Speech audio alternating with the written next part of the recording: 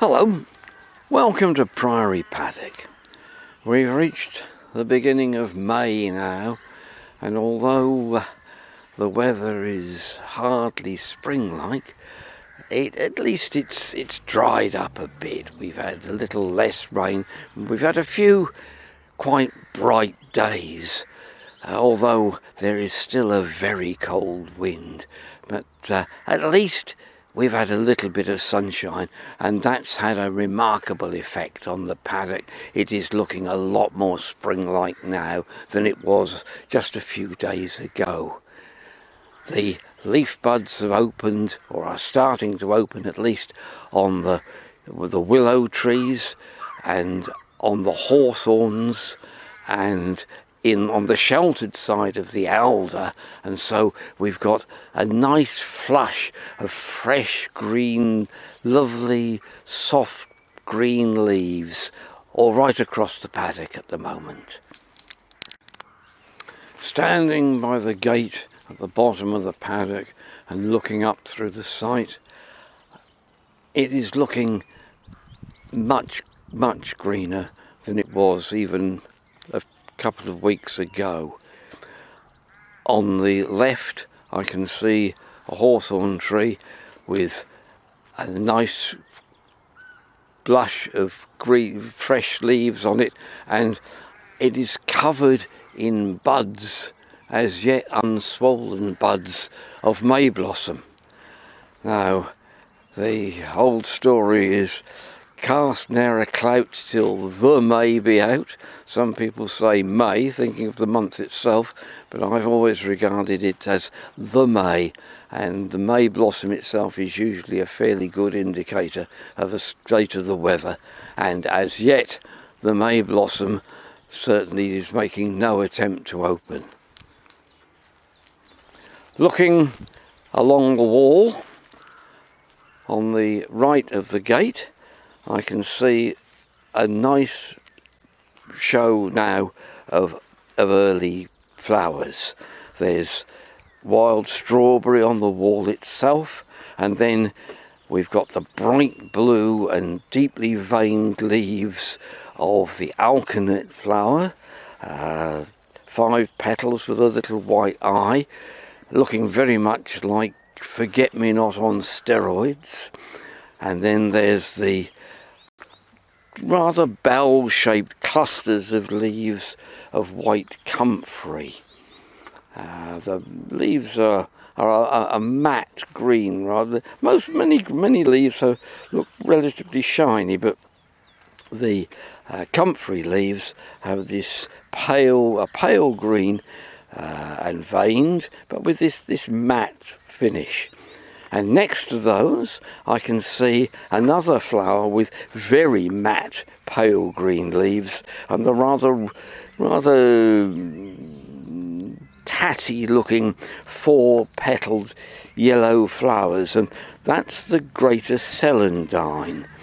It's got no relation to the lesser celandine whatsoever, so I've no real idea why they're both called celandines, but this one's a flower that quite often can be found in old settlement places.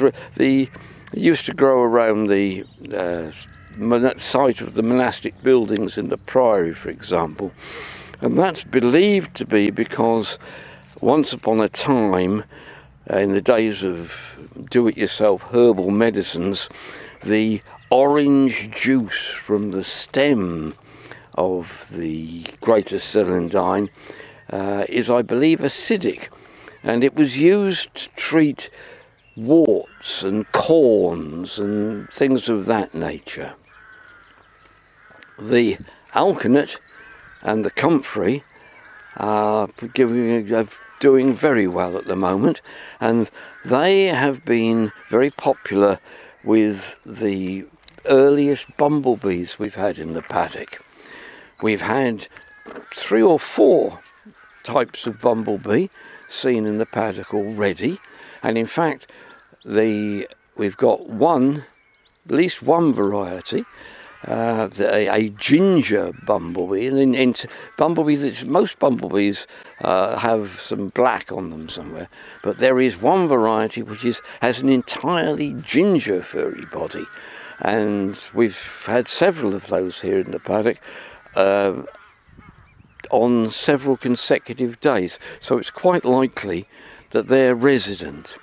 And we've also had a couple of these sort with black bodies and yellow stripes, 2 yellow stripes, one in front of the wing and one behind the wing, and those may be resident as well. One of them, the most clearly defined sort, it looks very, you can spot the colours very clearly, has a white tail, a very clean white tail. But the other has a rather dirty, buff-looking tail. It looks as though it looks to be all the world as though it's actually sat in a patch of mud by mistake. It has this distinctly non-white tail. Underneath the hawthorn tree, beside the gate, I can see a few celandine flowers still. They're nearly finished now, but also I can see pink 5-petaled flowers with a notch in the end of each petal. Nice pale pink flower, which I believe is pink purslane. And then there are a few tall, straight stalks with heart-shaped green leaves and little heads of white flowers on the top, Jack by the hedge or garlic mustard. And if we come across, turn back to the wall on the right-hand side of the paddock, there's a good display of Jack by the hedge. It's at least a couple of feet high underneath the interpretation board, our new interpretation board. There's a good stand of these Jack by the hedge plants, and they are the favoured food plant for the caterpillars of the orange tip butterfly. And we've had some orange tips here in the paddock already. They're probably our earliest butterfly. The male has bright orange tips to the wings. The female doesn't. She has a white wing with black edges, but underneath the wings they've got a lovely green camouflage pattern. So when they perch and close their wings, they virtually disappear. I can hear a bird singing, at least I could. I think it's a robin. It was perched in the willow trees beside the pond, beside the boardwalk here. I think he's gone shy. He's not singing anymore. Coming further along, just up past the sign, the display board here, there are some ribwort plantain flowers. They look a bit like spaceships on stalks.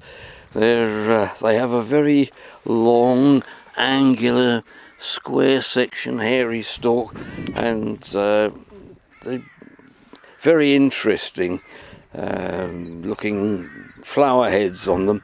And when I was a boy, my friends and I used to shoot those at each other.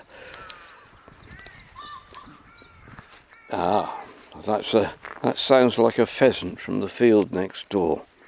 Coming further along, there are primroses here on the bank in front of the pond, and a wonderful show of bright yellow marsh marigold flowers with big heart-shaped bright green leaves, shiny green leaves in the pond itself, and long floppy-ended sword-shaped leaves, which are the leaves of the yellow flag iris, but I can't even see any buds there as yet. but they're certainly they're growing very well. And on the far side of the pond, past the boardwalk on the far side of the pond, showing up very well indeed, is our monster plant, our giant Brazilian rhubarb, which seems to be flourishing at the moment. We're only at the beginning of May, and it's about 5 foot tall already. I can see a bumblebee, a large bumblebee.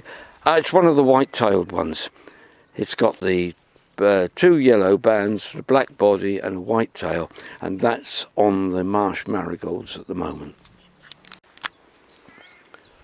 Under one of the shrubs with fresh leaves on them, which is a Galder rose, opposite by the bench opposite the pond, there's a show of multi-leafleted leaves. There's spikes with graduated leaves on each side, and that which is now in flower with purple flowers, and that's bush vetch, looking like a pea or bean flower, which is exactly what it is.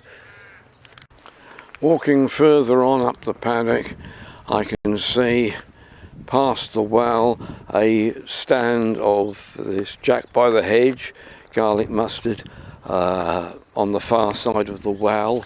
There's some white blossom on the blackthorn bush, which is just about going over now, and we've got a little bit of tree blossom towards the top of the paddock here as well now.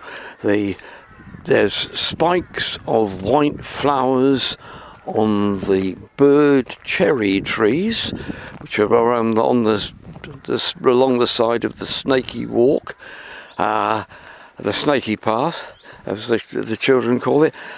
There are lots of bluebells underneath the trees there. There's still some celandine, lesser celandine, and